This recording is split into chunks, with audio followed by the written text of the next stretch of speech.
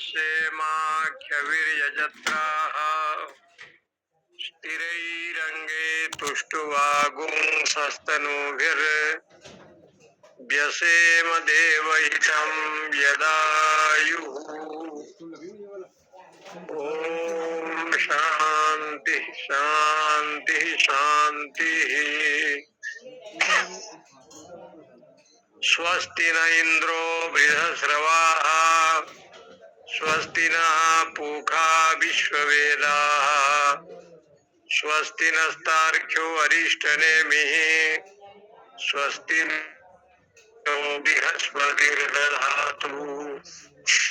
ओम शांति शांति शांति।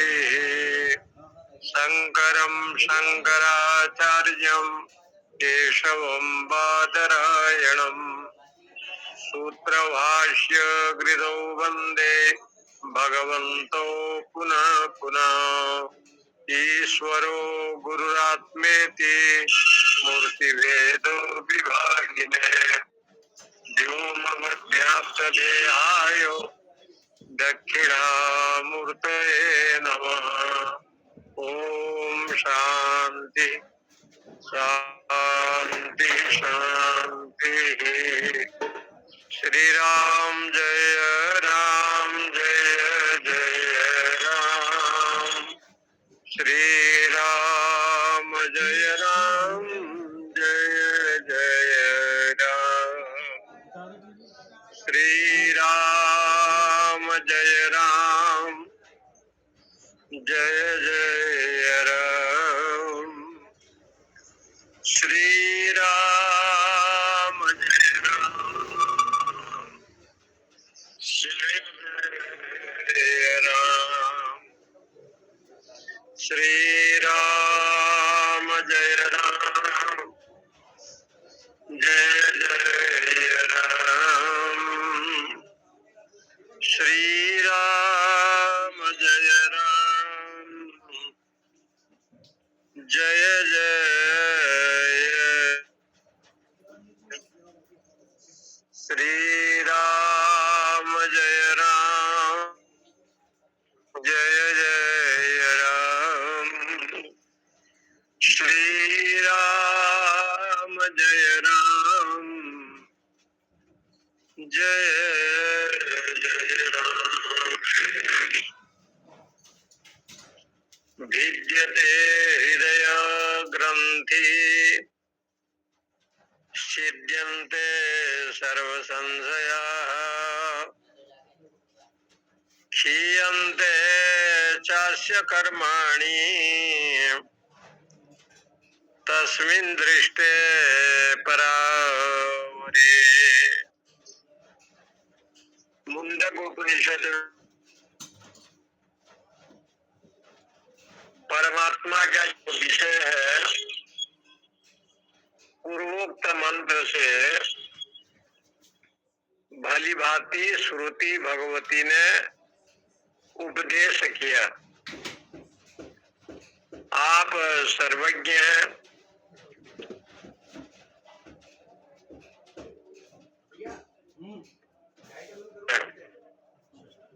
तद आत्म तत्व विज्ञानेन विशिष्टेन शास्त्र आचार्य उपदेश जनितेन ज्ञानी जन यानी जिज्ञासु साधक शास्त्र और आचार्य के उपदेश से साम दाम ध्यान ये सारे विषयों को त्याग करते हुए वैराग्य उद्भूते न परिपश्यन्ति। वैराग्य के द्वारा उस ब्रह्म तत्व का दर्शन अपने अंतःकरण में करता है, क्योंकि ये साधन है। साम दाम तितिक्षा उपरति श्रद्धा समाधान ये जो षड संपत्ति है ये साधन है। दो साधन वेदांत में आता है, एक बहिरंग साधन, एक अंतरंग साधन। अंतरंग साधन क्या है तो कहा आत्मा वाले द्रष्टव्य, श्रोतव्य, मंतव्य, निधिध्यासितव्य। आत्मा को देखे, श्रवण करे, श्रवण करना चाहिए, श्रोतव्य, मनन करना चाहिए और निधिध्यासन करना चाहिए। श्रुति भगवती ये कहती है कि आत्मा वाले द्रष्टव्य, श्रोतव्य, मंतव्य, निधिध्यासितव्य, निधिध्यासन करे, बार बार चिंतन करे।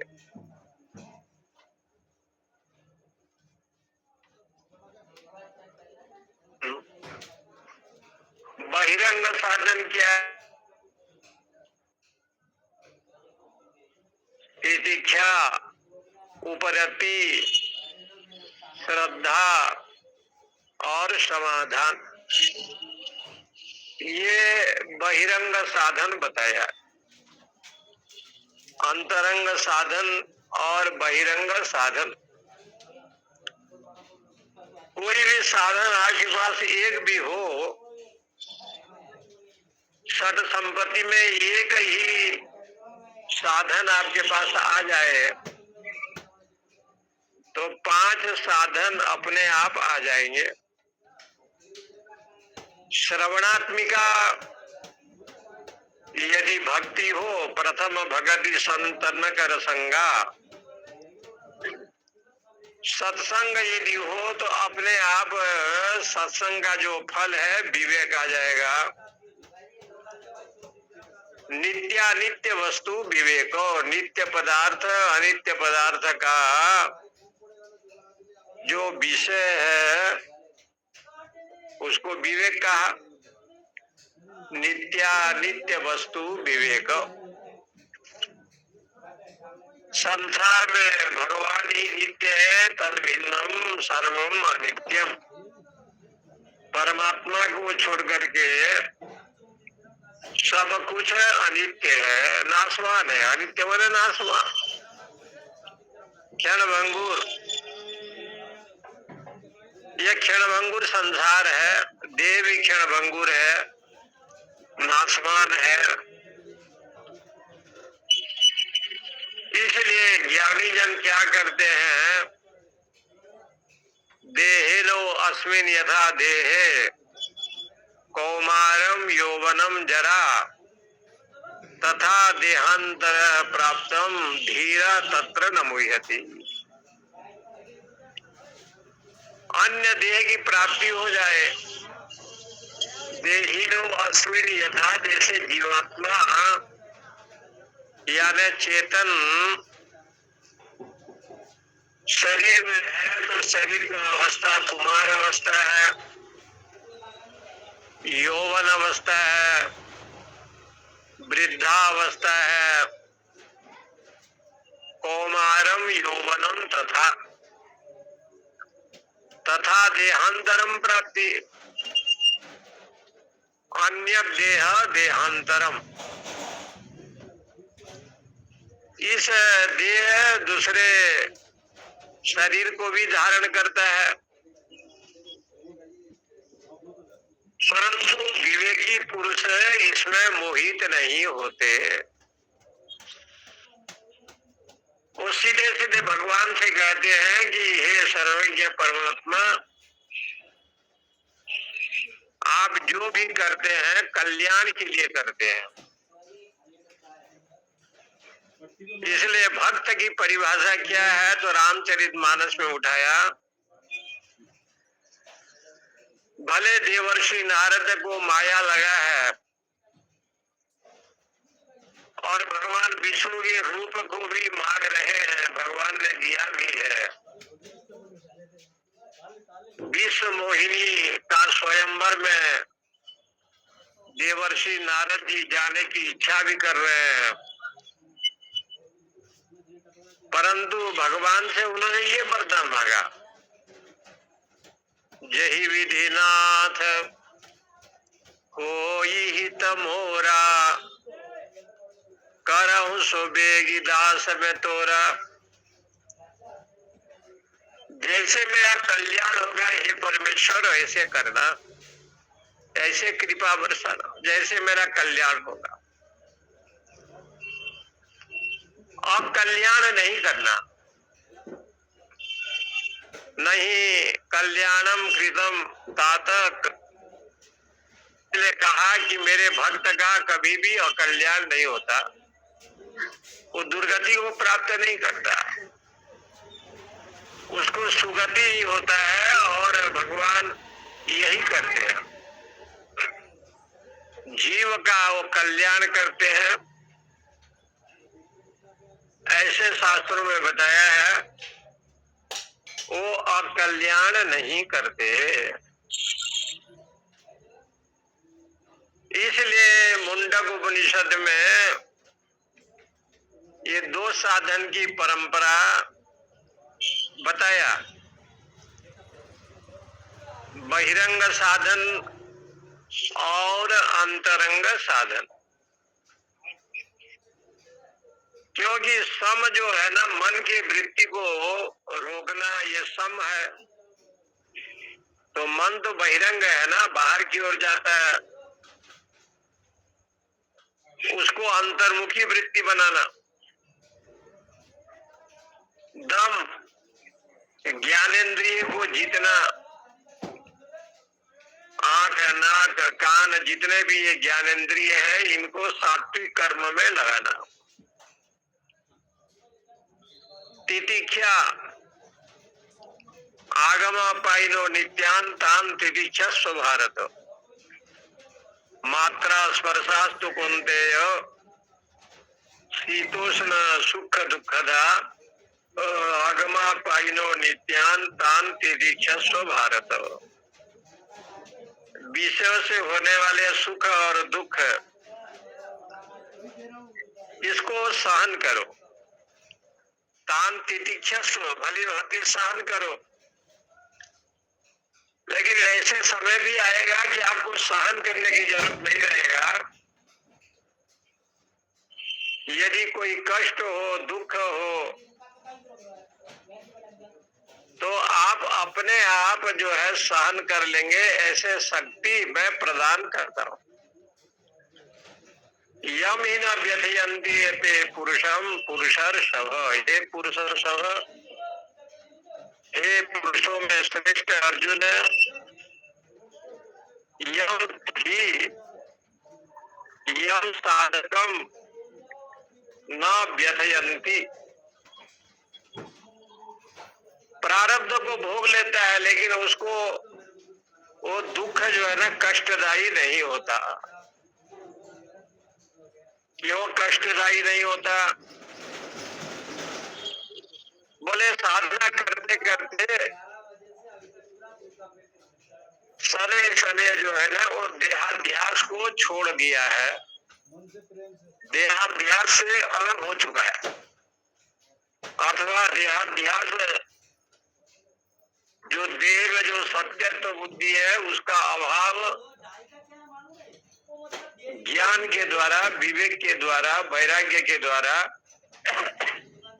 देहाध्यास का निवृत्ति हो गया है अथवा निवृत्ति हो रहा है। जिनमें ये भाव नहीं है कि देह ही अजर अमर है, उनके मन में ये भाव है कि परमात्मा ही, सच्चिदानंद ठाकुर ही अविनाशी है। इसलिए भगवान ने कहा यम ही न व्यथयंती एते, एते साधक साधवा यम सुख दुख भाव न व्यथयंती। वो उसको पीड़ा नहीं देते। क्यों पीड़ा नहीं दे?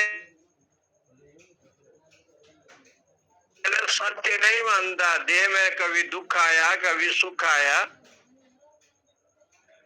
तो उसके मन में ये भाव होता है कि ये भगवत कृपा है, भगवान का कृपा है। सम दुख सुखम धीरम, ऐसे जो विद्वान जिसके जीवन में दुख और सुख आवे, कभी दुख आया कभी सुख आया, अनुकूल वेदनीयम सुखम, अनुकूल विषय को सुख कहा, अब प्रतिकूल विषय को दुख कहा। अनुकूल और प्रतिकूल तो जीवन में होते रहते हैं, कभी अनुकूल हो गया तो कभी प्रतिकूल हो गया। अनुकूल का विषय सुख है, प्रतिकूल का विषय दुख है। इसलिए अनुकूल और प्रतिकूल में दोनों में जो समत्व भाव रखता है, समत्व भाव रखता है का मतलब है कि देह जो जड़ है उसमें सुख दुख तो होता है, लेकिन मैं सच्चिदानंद ब्रह्म हूँ, मेरे में ये तरंगे नहीं है, ये मेरे में तरंगे जो आते हैं ये तरंगे नहीं है। जल में तरंगे आते हैं, लेकिन वही तरंगे जल में ही लीन हो जाती है। जल में बुदबुदा आते हैं, लेकिन बुदबुदा वही जल में लीन हो जाते हैं। जल में फेन आते हैं, लेकिन वही फेन जल में ही पुनः लीन हो जाते हैं। जल से भिन्न नहीं है, ये कहने का। जल से अभिन्न है, फेन बुदबुदा तरंगे लहरें, वो जल और तरंग भिन्न भिन्न नहीं है।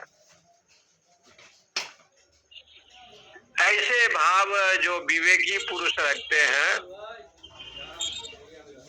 सम दुख सुखम धीरम सो अमृतत्वाय कल्पते, वो अमृतत्व की प्राप्ति करते हैं।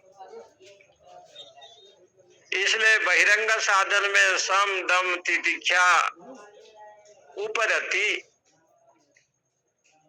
संसार के विषयों में चित्त को रमण नहीं कराना, ये उपरति का लक्षण है।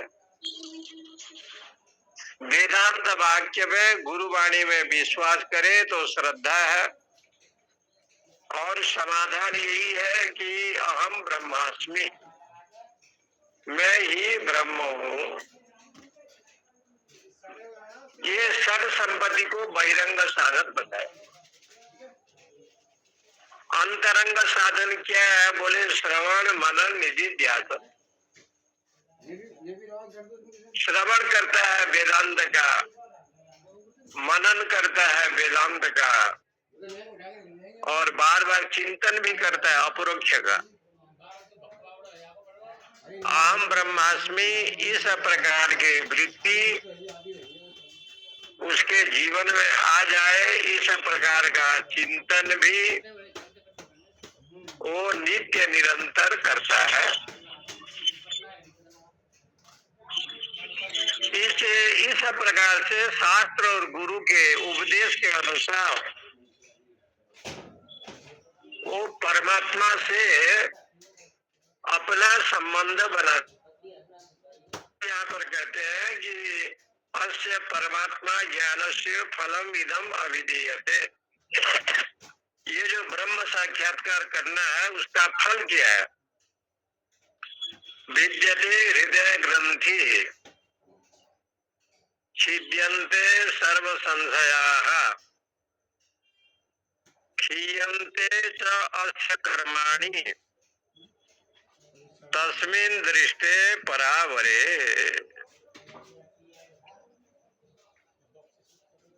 तस्मिन् दृष्टे परावरे च अस्य कर्माणि क्षीयन्ते,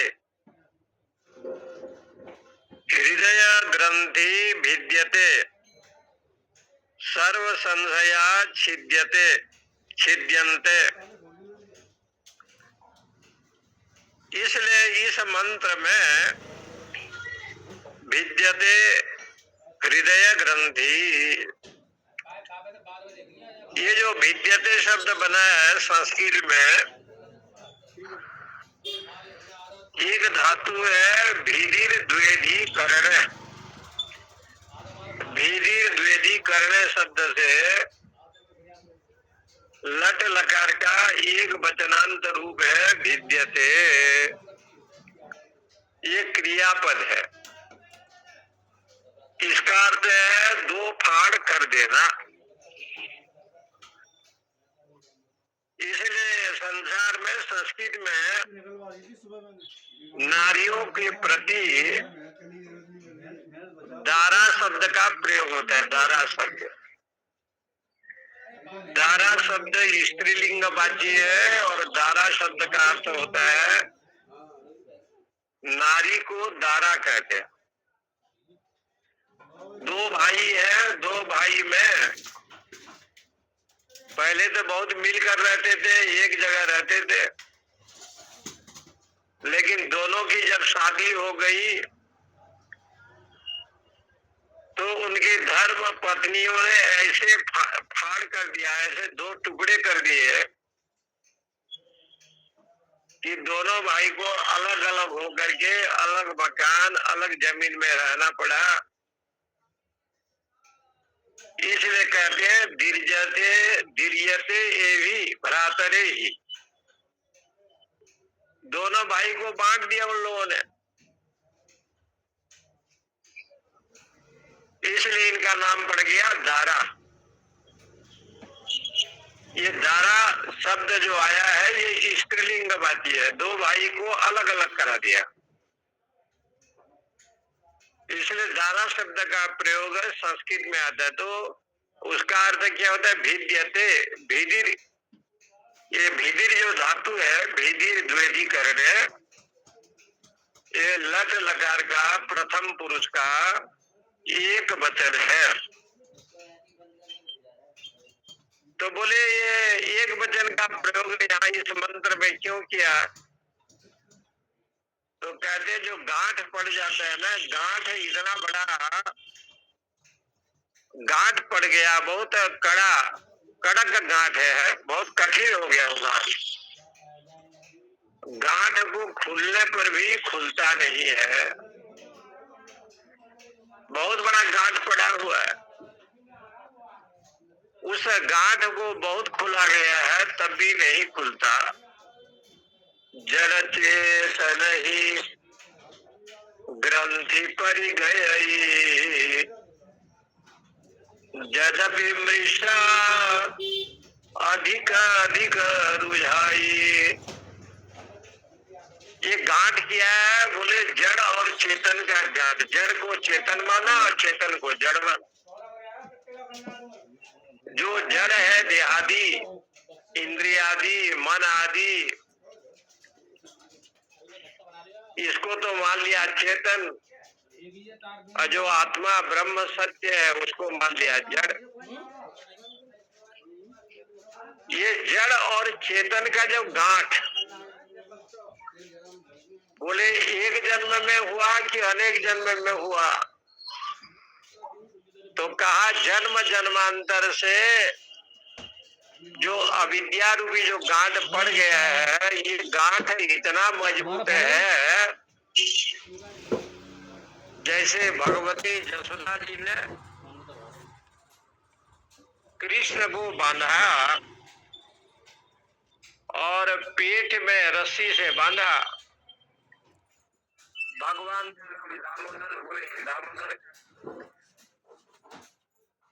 लेकिन वो गांठ मैंने खोले नहीं। बहुत चेष्टा की कि इसको खोल दे, लेकिन खोलने का नाम नहीं है। ने अपने जब बल लगाया तो वृक्ष ही गिर गया। श्यामला अर्जुन का उद्धार हो गया, लेकिन यशोदा ने जोर से गांठ लगाए थे कि कृष्ण के पेट में ही वो गांठ रह गया और भगवान का नाम दामोदर पड़ गया। दामन माने रस्सी, उदर माने पेट। जिनके उदर में रस्सी लगा हो उसको कहते हैं दामोदर। इसलिए जगन्नाथ भगवान ने कहा कि जिस रस्सी से जसोदा माता जी ने हमको बांधा था वो रस्सी लाओ और हमको भी बांधो। आज भी जगन्नाथ, बलदेव और सुभद्रा जी को नारियल की रस्सी में रथ यात्रा में जब निकालते हैं तो उनको बांध करके रखते हैं, तो गिर जाएंगे। बहुत बड़ा दारू है। इसलिए जगन्नाथ जी बिना रस्सी के रह नहीं पाएंगे। देवी जसोदा जी ने उसको बांधा था और बहुत बड़ा गांठ था।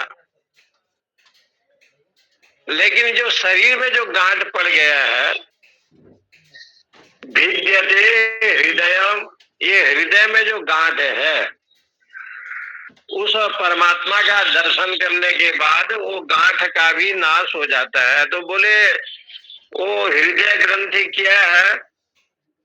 तो कहते हैं अविद्या वासना प्रचयो बुद्धाश्रय काम। भगवान शंकराचार्य ने यही लिखा। विद्यते हृदय ग्रंथि, हृदय में जो गांठ पड़ा हुआ है वो हृदय ग्रंथि क्या है? तो बोले कि अविद्या वासना प्रचय, जो शरीर में जो कामना है, ये कामना के अनुसार जो जीव चलता है, वासना, अविद्या शब्द का अर्थ है वासना। ऐसे जो वासना है, प्रचय हृदय ग्रंथि जो वासना है, जो अविद्या जिसको कहते हैं, प्रचय ऐसे जो कामना, वो कामना क्या है? बुद्धाश्रय कामो। अविद्या वासना जो काम है उस काम ही हृदय का गांठ है। ये बहुत जन्म जन्मांतर से आया है। बहुना जन्मना मनते, बहुत जन्म जन्मांतर से अविद्या वासना जन्य जो काम है वो काम रूपी गांठ है, ये शरीर में है। इसको जो वैराग्य के द्वारा, ज्ञान के द्वारा, सत्संग के द्वारा जो छेदन कर दिया है, कामा इस हृदय स्थिता, कठोपनिषद में आया है, यदा सर्वे प्रविध्यन्ते कामा इस हृदय स्थिता तदा मर्तो अमृतो भवति अत्र ब्रह्म समुष्णते। जिस समय साधक के जीवन में कोई कामना नहीं रहता, कामा ही अस्य, कामना नहीं रहता, संसार की कामना वो नहीं करता। ऐसे भी समय आता है कि संसार की कोई कामना नहीं करता, संसार को क्षणभंगुर समझता है, अनित्य मानता है। इसलिए कोई कामना उसके जीवन में नहीं होता। कामा इस हृदय श्रिता, इसलिए उस अविद्या नाम के जो बुद्धि में आश्रय है वासना, उसको दो टुकड़ा कर देता है, फाड़ देता है, नाश कर देता है। विद्यते, यही जो है ना हृदय का गांठ है। जब तत्व ज्ञान हो जाए तो हृदय रूपी गांठ का नाश हो जाता है। सर्व संशया छिद्यन्ते,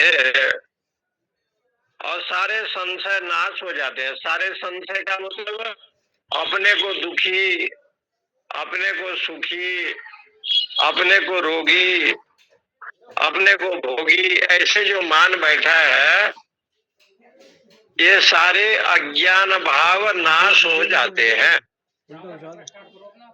इसलिए छिद्यन्ते सर्व संशया, ये छिद्यन्ते भी ये लट लकार का बहुवचन का रूप है। छिद धातु का सर्व संजया, जितने विपरीत भावना, भ्रम ज्ञान, ये सारे संशय का और नाश हो जाता है। छिद्यन्ते सर्व संशया अस्य कर्माणि क्षीयन्ते। और ये साधक के जितने भी कर्म है वो कर्म का फल, कर्म का बंधन वो रहता नहीं है। क्षीयन्ते नाश हो जाते हैं। क्षीयन्ते माने उसका भी विनाश हो जाता है। तस्मिन दृष्टि परावरे, जो परावर जो ब्रह्म है उसको जब वो जान लेता है तो भिद्यते हृदय ग्रंथि, भिद्यते भी ये लट लकार का प्रथमा का एक वचन, छिद्यते छिद्यन्ते ये बहुवचनांत है, सर्व संशया बहुवचनांत है तो छिद्यन्ते भी बहुवचन प्रयोग किया। क्षीयन्ते ये छीछ है धातु का, क्षीयन्ते लट लकार का बहुवचनांत है, क्योंकि कर्माणि कर्म एक नहीं होते, बहुत कर्म होते हैं। शुभाशुभ कर्म जितने हैं ये बहुत प्रकार के हैं। सारे कर्म का नाश हो जाता है। कब नाश हो जाता है? तस्मिन दृष्टि परावरे, जो ब्रह्म कार्य कारण से परे है ऐसा ब्रह्म, पर माने कारण, अवर माने कार्य, जो कारण कार्य रूप से परे है, उस ब्रह्म का दर्शन जब साधक करता है तो सारे अविद्या ग्रंथि काम वासनादि इसका नाश हो जाता है। सर्वज्ञेय विषया संशया, ये जितने भी लौकिक जगत में ज्ञेय पदार्थ है इसका जितने भी विषय है, संदेह है, ये सारे नाश हो जाते हैं। कैसे नाश हो जाते हैं? तो कहा जैसे गंगा स्रोतोवत प्रवृद्धा, जैसे गंगा जी समुद्र में मिल गई तो गंगा का जो नाम है वो भी चला गया, उसका जो गुण धर्म है मीठा पानी वो भी चला गया, और गंगा जी गंगा सागर में जाकर के समुद्रवत हो गई। इसी प्रकार से जो ब्रह्मनिष्ठ होता है सर्व संशया निवृत्त अविद्या अस्य, यानी जिनके अविद्या का निवारण हो गया हो, जिनमें कोई अविद्या नहीं है, ऐसे जो विवेकी लोग हैं, जन्मांतरे जो अवृत अप्रवृत फलादि, जैसे उसका ज्ञान की उत्पत्ति होता है ना, सारे कर्म नष्ट हो जाते हैं। जो भगवान कृष्ण ने कहा यथे रामसी समेत अग्नि भस्मसात कुरुतेर्जुन ज्ञानाग्नि दग्ध कर्माणि तमाहु पंडितम बुधा। ज्ञान रूपी अग्नि के द्वारा जो है ना सारे कर्म को वो ध्वस्त कर देता है। इसलिए एतत् जन्म आरंभकाणी प्रवृत्त फलत्वात्, उसका जो जन्म का जो आरंभ करने वाला, जन्म का प्रारंभ कौन करता है? बोले कर्म। यदि कर्म ना हो तो जन्म मृत्यु नहीं होगा, तो मृत्यु कैसे होगा? तो कौन ये जन्म देता है? बोले कर्म। विधि कर्म, निषेध कर्म, क्षत्रिय वैश्य शूद्र अनेक जोड़ी में प्रवृत्त कराने वाले हैं कर्म।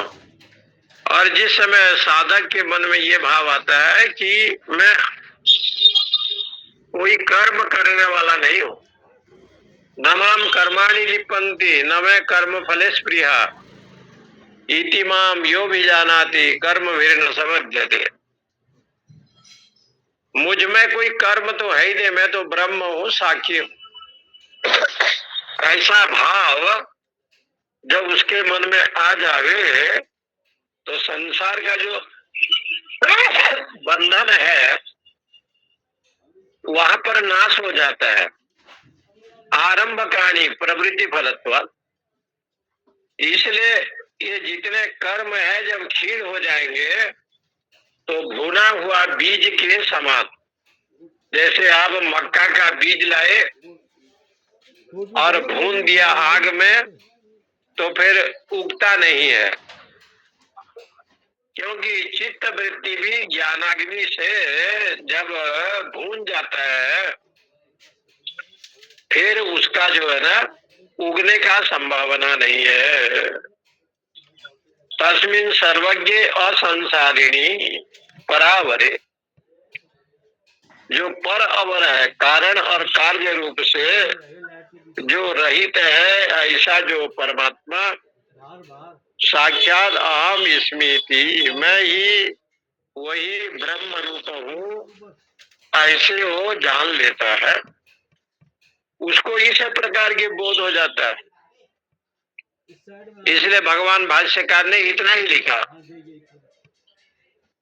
हृदय ग्रंथि बने, हृदय का गांठ क्या है? बोले अविद्या वासना प्रत्ययो वृद्धाश्रय काम। ये जो काम है जो अविद्या से जन्म लेता है,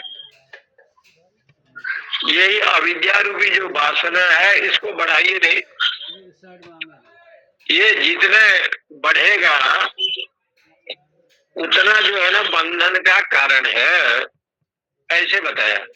और भगवान शंकराचार्य जी ने विवेक चूड़ामणि में भी ये सब बात उठाई है। मोहम जही महामृत्यु पुत्रोदारा गृहादिशु, मोह को मृत्यु बताया। संसार के विषय में जो मोह है, इस मोह को ही अविद्या बताया, और सबसे बड़ा बंधन का कारण ये मोह होता है। इसलिए कहते हैं कि ये जो मोह है किसके प्रति? देह के प्रति, संसार के प्रति। ये जो मोह है इसको ज्ञानी जन क्या करते हैं? नश्वर, शरीर को नश्वर मानते हैं और शरीर को साधन का धाम भी मानते हैं, क्योंकि देह नहीं होगा तो साधन नहीं होगा। इसलिए साधन धाम मोक्ष कर द्वारा पाई जेहि पर लोकन सवारा, सो परत्र दुख पावई शिर धुनि धुनि पछताई, काल ही कर्म ही ईश्वर ही मिथ्या दोष लगाई। बड़े अद्भुत भाव से लखनऊ में एक बार बड़ा संत सम्मेलन हुआ था, और यही मंत्र को लोग रखे थे, जो लोग कराए, भिद्यते हृदय ग्रंथि छिद्यन्ते सर्व संशयाः क्षीयन्ते चास्य कर्माणि तस्मिन् दृष्टे पराव। ये मंत्र का जो है ना विषय था, जो 3 घंटा प्रवचन था होना था, इसी विषय को रखा था। तो वहाँ जितने भी मंडलेश्वर लोग आए थे, महात्मा लोग आए थे, अपने अपने भाव से सब लोगों ने कहा, अच्छा कहा। लेकिन एक महात्मा जो सांकरी परंपरा के अच्छे विद्वान थे, उन्होंने कहा कि जो हृदय ग्रंथि जो लिखा है, हृदय में जो गांठ पड़ गया है, ऐसे जो कहा, ये ग्रंथि क्या है?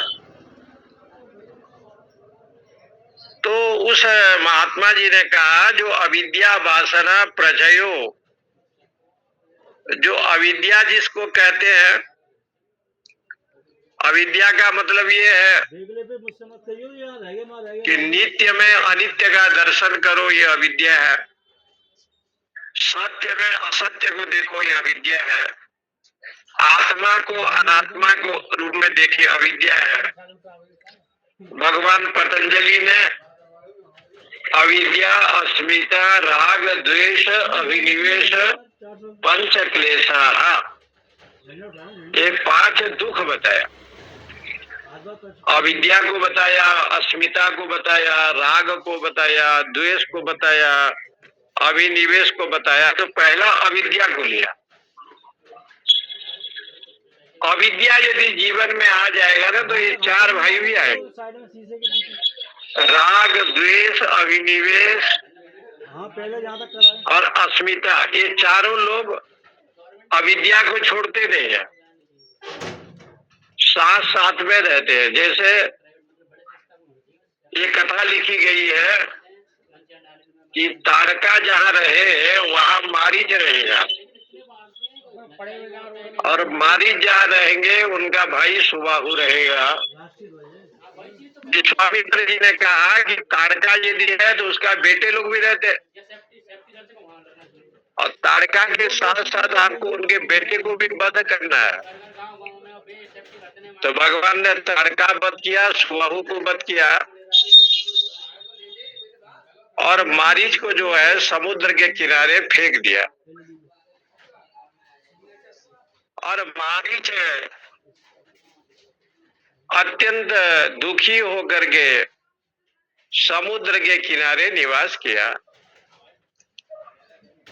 परंतु विश्वामित्र की आज्ञा थी, तुम्हें राम जी सबका वध करना है, और समय ऐसे आया कि मारीच मृग बन करके आया और भगवान ने ही उनको मारा। परमात्मा ने ही उसको सदगति प्रदान किया। तो कहा कि जब अविद्या आ जाएगा ना तो अस्मिता, राग, द्वेष, अभिनिवेश, ये जो 4 लोग हैं ना वो भी आ जाते हैं। तो बोले अविद्या क्या है? बोले वासना प्रचय, वासना का बढ़ना ही। ये वासना कहाँ रहते हैं? तो कहा हृदय में। तो कहा हृदय में रहता है तो किस रूप में रहता है? बोले काम के रूप में। ये काम के रूप में वासना रहता है। और वासना प्रचय, जैसे बालक का जन्म हुआ तो धीरे धीरे बढ़ता है, तो वासना भी बढ़ते हैं। इसलिए वासना 3 प्रकार के बताया वेदांत में।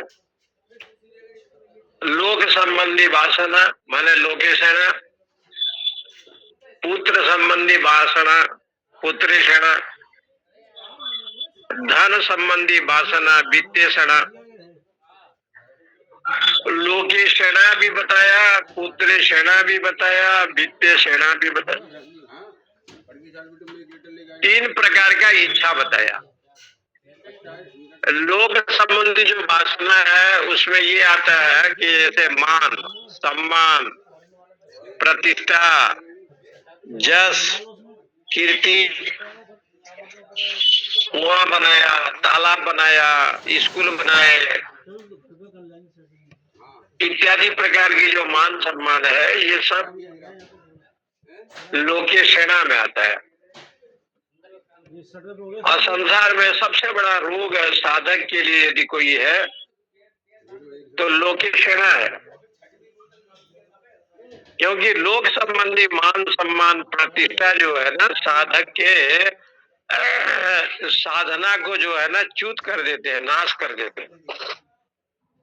वो साधना को नाश कर देता है। इसलिए शास्त्रों में बार बार कहा आत्मानम यदि निन्नन्ति सहायस्ते जना मम। कितने का दिया ये कितने का दिया बैट वाला? मुझे कोई दुख नहीं है।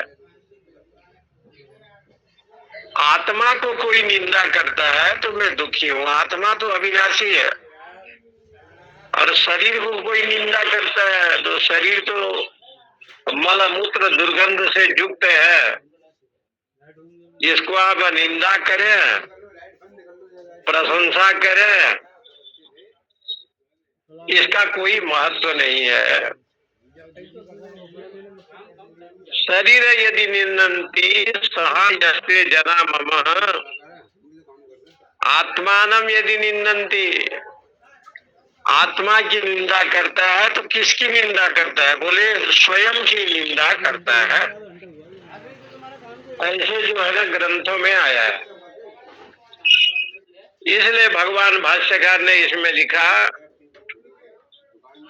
कि साक्षात अहम अस्मि यदि दृष्टे, मैं हूँ ब्रह्म हूँ, इस प्रकार का बोध है उसके जीवन में आ जाए तो असंग शस्त्रेण दृढ़ेर छित्वा, वैराग्य शस्त्र से दृढ़ पूर्वक उसको छेदन करे। न रूपमस्येह ततोपलभ्यते, नान्तो न चादिर्ज संप्रतिष्ठा, अस्वस्थ वेदम सविरूढ़ मूलम, मसंग शस्त्रेण दृढ़ेर छित्वा। ये दिखाई नहीं पड़ता कैसे है? न रूपमस्येह लभ्यते, नान्तो न संप्रतिष्ठा, उसका आदि अंत कुछ है ही नहीं। कब से वो संसार बना, कब तक रहेगा? असंग शस्त्र, वैराग्य शास्त्र से उसका नाश करे। हिरण्मये परे कोशे विरजम ब्रह्म निष्कलम, तच्छुभ्रम ज्योतिषाम ज्योति, तद यदात्म विदो विदुहु। हिरण्मय परे कोशे, ये जो ब्रह्म है ज्योतिर्मय, हिरण्मय बने ज्योतिर्मय है। कोशे, उस कोश में विरजम विराजमान है ब्रह्म निष्कलम, जो परमात्मा निष्कल है, जिसमें कोई कलंक नहीं है। तच्छुभ्रम, वो अत्यंत शुद्ध है। ज्योतिषाम, और ज्योति ही, सभी ज्योति सभी प्रकाश का वो ज्योति स्वरूप है। तद यद आत्मविदो विदु, आत्मवेत्ता लोग उसको ही जानते हैं, अन्य को नहीं जानते। आत्मवेत्ता उसको ही जानते हैं। एक बार बनारस में एक बहुत बड़ा कार्यक्रम हुआ काशी जी में, और ये जो रमण रेड्डी वृंदावन के स्वामी गुरु शरणानंद जी महाराज जी हैं, आजकल प्रेमानंद जी महाराज जी के यहाँ पधारे थे, तो उनको तो गुरु मानते हैं प्रेमानंद जी। तो ये स्वामी जी का एक प्रवचन यहाँ हुआ, बड़ा अच्छा। प्रवचन में ये था, कई विषय पर व्याख्या की, लेकिन एक व्याख्या बहुत अच्छा लगा। राम जी के पास कामना नहीं है और शूर्पणखा के पास कामना है। निष्काम आत्म तत्व राम है, और शूर्पणखा कामना लेकर के भगवान के पास गई। बड़े दिव्य सुंदरी बन करके गई है, और विवाह करने की इच्छा। शटर होने के बाद में तो स्वामी जी ने कहा कि भाई ये तो अकामी है और एक सकामी है, दोनों का संबंध ऐसे भी नहीं बनेगा। सूख जाएगा रात में तो। जो निष्काम है, निर्लेप है, निरअवयव है, इंद्रियातीत है, ऐसा जो राम, और उनके पास जो देह को सत्य समझने वाली असुरी प्रवृत्ति शूर्पणखा, शूर्पणखा अपने वेश में नहीं गई है, दिव्य नारी बन करके आई है। सही है वो। ये क्या है? बोले कि भगवान का दर्शन तो असुर लोग भी करते हैं, लेकिन अपना जो स्वरूप है उसको नहीं दिखाते। पहले काल नेमी तपस्वी बन जाता है, और श्री हनुमान जी को मगरमच्छ दिव्य रूप धारण करके जब समझाता है, तो तो श्री हनुमान जी को ज्ञान हुआ कि ये कालनेमी है, लेकिन कालनेमी के रूप में नहीं है, नारा बच्ची आधा तपस्वी। अपना जो रूप है उसको जो है ना गुप्त किया है, यही है अविद्या। बस अविद्या अपने रूप को नहीं बताता। हाँ तो रख देंगे सामान जो संसार विद्या है, ये ज्ञान अविद्या नहीं चाहिए तो नहीं अभी? कराता। अविद्या कहते हैं जिस आत्मा को तुम कह रहे हो वो मिथ्या है, जिस ब्रह्म की बात करते हो वो मिथ्या है। ये संसार तो अपने आप में सत्य है, ऐसा प्रतीति जिस व्यक्ति को हो जाता है कल ही करिए उनको, उसको यहाँ पर दक्षिणामूर्ति जो स्तोत्र है वहां पर शंकराचार्य भगवान ने लिखा है, राहु ग्रस्त दिवा करो। भगवान सूर्य को, चंद्रमंडल को राहु ने ग्रास कर दिया, तो लोग कहते हैं सूर्य ग्रहण हो गया, चंद्र ग्रहण हो गया। सूर्य मंडल अथवा चंद्रमंडल इतना बड़ा है कि राहु उसको ग्रास नहीं कर सकता है। जैसे राहु के ग्रसित हो जाने को ग्रहण कहते हैं। जो अविनाशी ब्रह्म तत्व है, आत्मा है, उसके सामने न अविद्या है न माया है, न कोई चीज नहीं। जगत को सत्यवत के समान भाषित करने वाला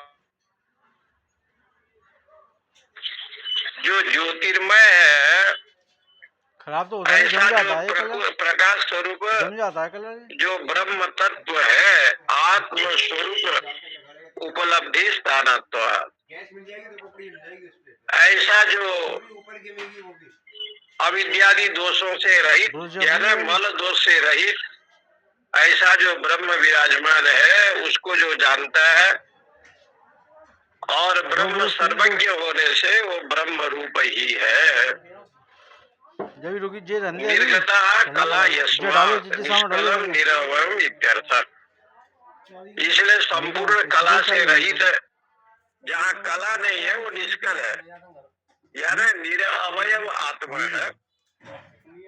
न तत्र सूर्यो भाति न चंद्र तारकम नेमा विद्युतो भांति कुतोयम अग्नि है तमेव भांत मरुभाति सर्वम तस्य भाषा सर्वमिदं विभाति।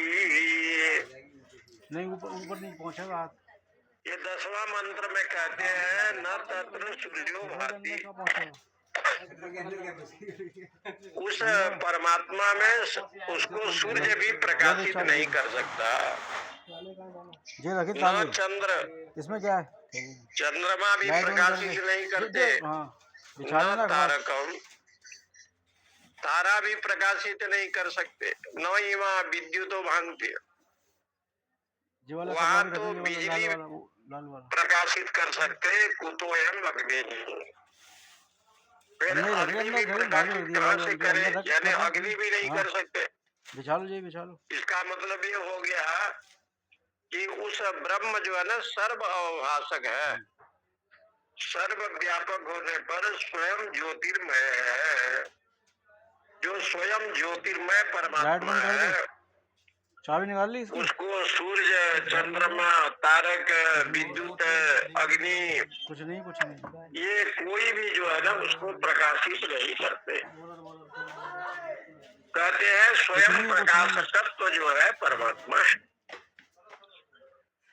ऐसे जो परमात्मा है वो स्वयं प्रकाश है, किसी की अपेक्षा नहीं करता। उसके प्रकाश से चंद्र, सूर्य, अग्नि सब प्रकाशित होते हैं। तमेव भांतम अनुभाति सर्व, वो सबको प्रकाशित करता है और वो चैतन्य रूप होने से सबका आश्रय दाता वही ब्रह्म तत्व है। क्या कर रहा है? वो सभी को ही प्रकाशित करता है। हैगी? इसलिए स्वयं अभी ताला कौन लगा रहा था? प्रकाशकत्व जो रूप है ताला बाद में परमेश्वर लगाना, है। बाद में लगाना। रख तस्य दे इसमें, भाषा सीधा लगा। सर्वविधम विभाति। चल नीचे कर। उसके प्रकाशित होने पर सब लोग प्रकाशित होते हैं। तस्य भाषा, उसका जो भाषा सर्वम इदम विभाति, सफाई करी है। वो सबको ही प्रकाशित करता है। उसके न चंद्र तारकम नेमा विद्युत भांति कुतम अग्नि, कर दी सफाई कर दी। इसलिए जहाँ अग्नि चंद्र वायु और कपड़े से ना कीला मार दो यार। कोई प्रकाशित नहीं कर सकते, कपड़े से मार दो। नीचे नीचे मारो। ऐसा जो ब्रह्म तत्व है वो सबको प्रकाशित करते हैं उसी के प्रकाश से। एक बार और मार दो नीचे। इदम अमृतम पुरस्तात् ब्रह्म पश्चात् ब्रह्म दक्षिणश्च उत्तरेण अधस्य ऊर्ध्वं च प्रसिद्धं ब्रह्म एवेदं विश्वमिदं वरिष्ठम। इसलिए कहा कि ब्रह्मेव इदम अमृतम, अमृत ही ब्रह्म है। माने ब्रह्म को ही अमृत कहा। ब्रह्मेव इदम अमृतम पुरस्तात्, वो पहले भी था, पहले भी है, ब्रह्म पश्चात, बाद में ब्रह्म ही रहेगा। सच्चिद आनंद स्वरूप वही है, पश्चात ब्रह्म, मध्य में भी वही है, दक्षिणस्थ उत्तरेण, दक्षिण में भी वही है, उत्तर में भी वही है, सर्वव्यापक है। अधस्य ऊर्ध्वं, वो ऊपर भी है और नीचे की ओर भी फैला हुआ है। प्रसिद्धम ब्रह्मेव इदम, ये सारा जगत में वो व्यापक है। इसलिए ब्रह्म एव इदम, सब कुछ ही ब्रह्म है। विश्वमिदम वरिष्ठ, ये सारा जगत उस ब्रह्म से वरिष्ठम, वरिष्ठम का अर्थ है परिपूर्ण है। ऐसे जो दृष्टि रखते हैं वहां कहने का मतलब ये है ब्रह्मेव इदम अमृतम, क्योंकि ब्रह्म ही अमृत है। ब्रह्म पीछे है, आगे है, इसका मतलब है कि वो सर्वव्यापक है। ऐसा जो दृष्टि रखता है वहां पर ये सारा जगत है उसको ब्रह्म ही दिखाई पड़ता है। इसलिए अब्रह्म प्रत्यय, बिना ब्रह्म के संसार में कोई भी नहीं है। सारा जगत ही ब्रह्ममय है, ऐसा साधक के मन में आता है। परमार्थ तत्व तो ब्रह्म ही है, वही सत्य है। ये वेद का अनुशासन है। इस प्रकार से शंकराचार्य जी ने ये मुंडक जो द्वितीय खंड है, इति अथर्ववेदीय मुंडक उपनिषद भाष्य द्वितीय मुंडके द्वितीय खंड, ये द्वितीय खंड है कि ये समाप्ति है। इस प्रकार से जगत गुरु भगवान शंकराचार्य सब कुछ ब्रह्ममय है, इस प्रकार से वर्णन किया। ओम पूर्णमद पूर्णमिदं पूर्णात् पूर्णमुदच्यते पूर्णस्य पूर्णमादाय पूर्णमेवावशिष्यते। ओम शांति शांति शांति। हरि ओम हरि ओम।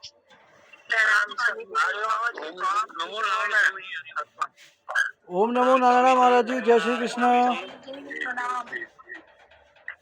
ओम नमो नारायण। हरि ओम हरि ओम। हरि ओम स्वामी जी, हरि ओम स्वामी जी। जय जय श्री कृष्ण स्वामी, जय श्री कृष्ण स्वामी जी। हरि ओम हरि ओम। जय श्री कृष्ण स्वामी जी, जय श्री कृष्ण। अच्छा ओम नमो नारायण। रहने दे, नॉइज रहने दे, वो सही सही टंगा हुआ, नॉइज रहने दे, नीचे आ जाएगा वो, सही कर गया वो तार।